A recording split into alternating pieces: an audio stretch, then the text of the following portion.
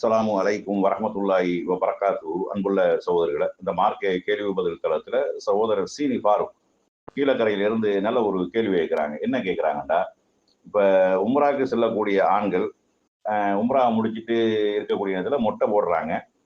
பெண்களாக இருந்தா முடியை குறைத்து கொள்றாங்க. இது நம்ம நடைமுறையில நம்ம பார்க்கிறோம்.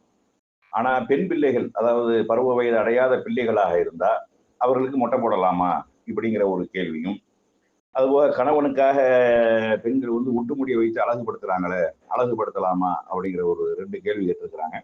அதாவது உம்ராவை பொறுத்தளவுக்கு உம்ராவுடைய கிரிகைகள் முடியக்கூடிய நேரத்துல வந்து ஆண்களுக்கு மொட்டை போடுவது வலியுறுத்தப்பட்டிருக்கிறது. ஆனா முடியை குறைத்துக் கொள்வதற்கு அனுமதி இருக்கிறது. பெண்களுக்கு முடியை குறைத்துக் கொள்வதற்கு வலியுறுத்தப்பட்டிருக்கிறது.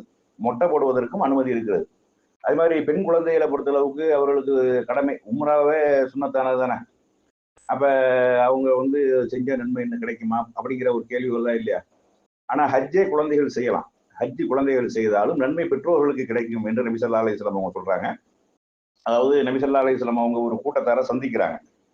சந்திக்கக்கூடிய நேரத்துல வந்து அப்ப ரசூலுல்லாஹ் கேட்கிறாங்க, மனில் கௌம், நீங்களா எந்த கூட்டத்தார்கள் அப்படின்னு கேட்கிறாங்க. அப்ப அவங்க சொல்றாங்க, ரசூலுல்லாஹ்னு அவங்களுக்கு தெரியாது, அந்த கூட்டத்தார்களுக்கு தெரியாது. அப்ப அவங்க சொல்றாங்க, நஹ்னு முஸ்லிமூன், நாங்கள்லாம் முஸ்லிம்கள் அப்படின்னு சொல்றாங்க.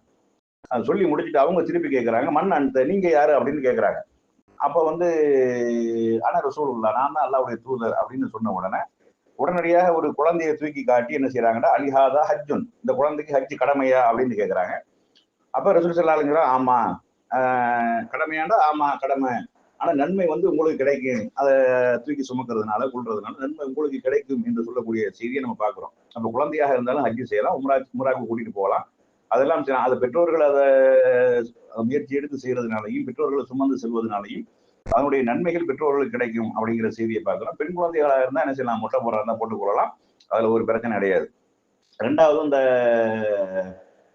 கணவனுக்காக அந்த ஒட்டுமுடி வச்சு அழகுபடுத்துறாங்களா இல்லையா, எதுக்காகவும் செய்ய, ஒட்டுமுடி வைக்கிறது தடுக்கப்பட்டிருக்குதுன்னா கணவனுக்காகவும் செய்யக்கூடாது.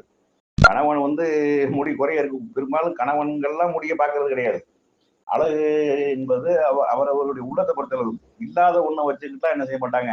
எத்தனையோ பேர் ஊனமுற்ற பெண்களை திருமணம் முடிக்கிறாங்க, அதே மாதிரி ஊனமுற்ற ஆண்களை பெண்கள் திருமணம் முடிக்கிறாங்க. அவங்க வந்து அந்த மனசையும் அவங்க மேல இருக்கக்கூடிய நேசத்தையும் அதை தான் பார்ப்பாங்களே ஒழிய இந்த மாதிரியான வெளிப்புறங்களை வந்து பெரும்பாலும் பார்க்கறது கிடையாது. அதனால வந்து கணவனுக்காக அழகுபடுத்தணுங்கிறது பேர்ல வந்து மார்க்கம் தடுத்த விஷயங்களை கொண்டு என்ன செய்யக்கூடாது, அழகுபடுத்தக்கூடாது அப்படிங்கிறதை என்ன செய்யணும், கூடுதலாக விளங்கிக் கொள்ளணும்.